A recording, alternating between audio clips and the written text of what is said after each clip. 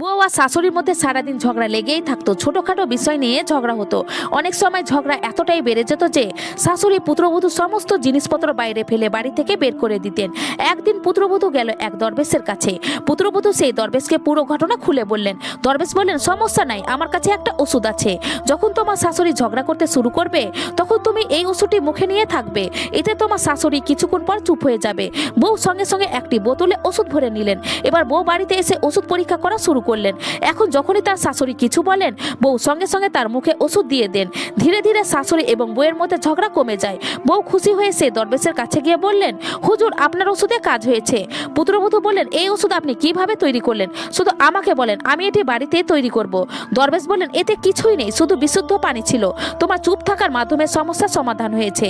যখন তুমি মুখে এই পানি ভরেছিলে তখন তুমি কথা বলতে পারোনি এবং তোমার চুপ থাকা দেখে তোমার শাশুড়ির সমস্ত রাগ শান্ত হয়ে গিয়েছে।